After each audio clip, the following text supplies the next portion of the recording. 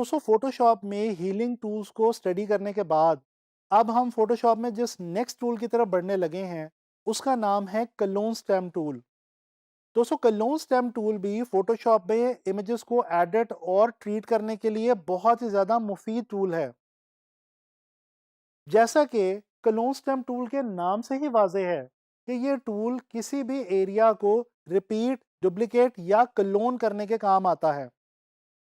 दोस्तों फोटोशॉप में अगर किसी भी इमेज में हम किसी भी एरिया को या तो डुप्लीकेट करना चाहें या रिमूव करना चाहें तो कलोन स्टैम्प टूल इन दोनों कामों के लिए सबसे बेस्ट टूल है।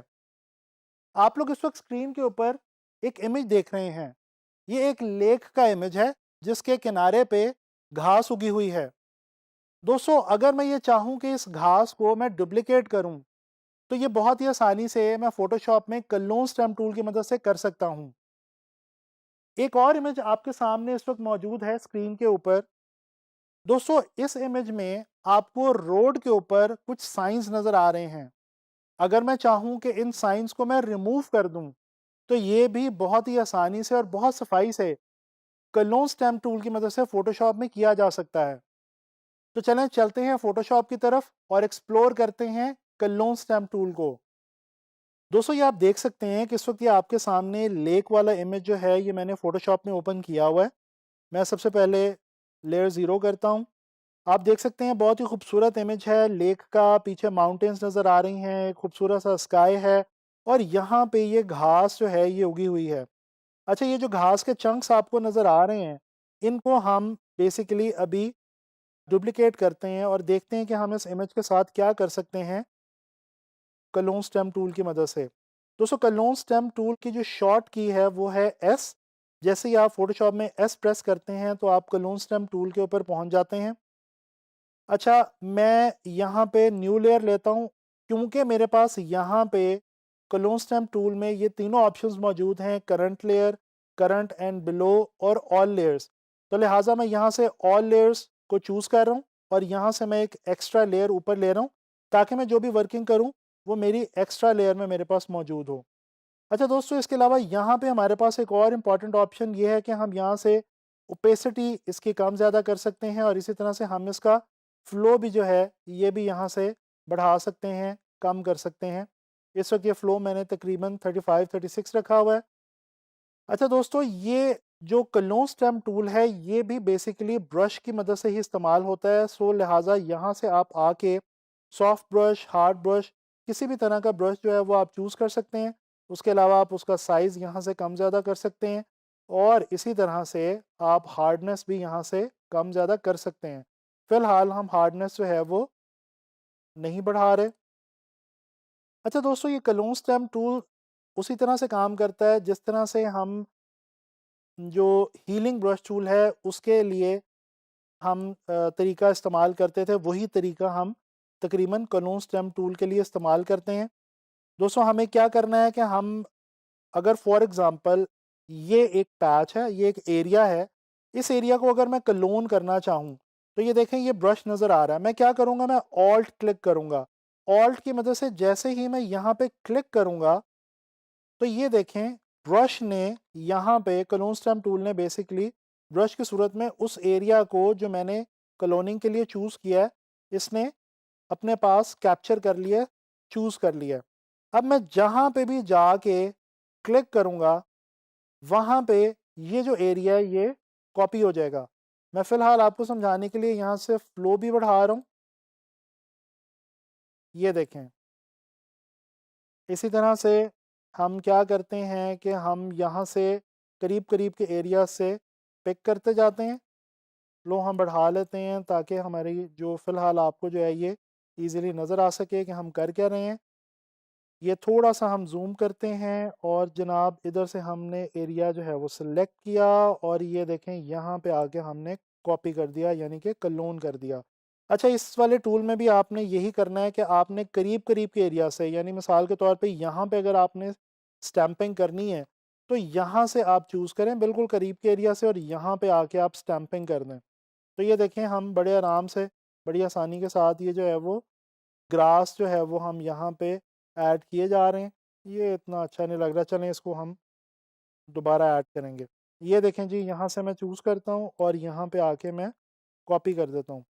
तो ये आप देख सकते हैं कि हम जितना मर्ज़ी यहाँ पे चाहें हम ग्रास करीब-करीब के एरिया से चूज़ करके हम इनको यहाँ पे ऐड कर सकते हैं। ये देखें, अब ये बिल्कुल ऐसे लग रहा है जैसे ये ग्रास पहले से यहाँ पे उगा हुआ था और जैसे हमने इसको क्लोन ना किया हो, बल्कि पहले से यहाँ पे नेचुरली मौजूद हो।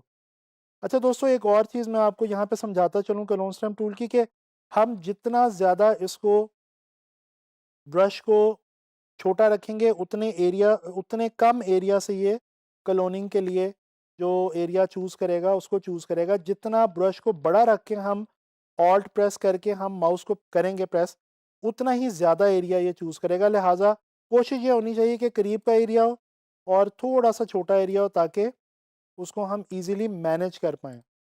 ये देखें, ये देखें दोस्तों, आप देख सकते हैं कि ये पहले ये जो एरिया था ये कुछ और था और अब हमने इसको ऑल टुगेदर जो है वो चेंज कर दिया हुआ है। तो ये आपके सामने हमने क्लोन स्टेम टूल की मदद से क्या किया कि हमने घास को जो है वो रेप्लिकेट कर दिया, बिल्कुल उसको हमने क्लोन कर दिया। अच्छा, मैं जल्दी से अपने दूसरे इमेज पे आता हूँ। ये आपके सामने एक इमेज मौजूद है रोड का, एक बहुत ही खूबसूरत सा डार्क इवनिंग का शॉट है। रात का शॉट लग रहा है तकरीबन। मैं एक लेयर ऊपर ऐड करता हूँ और यहाँ से आके ऑल लेयर्स को I will make it sure कि यहाँ से ऑल लेयर सेलेक्ट हो।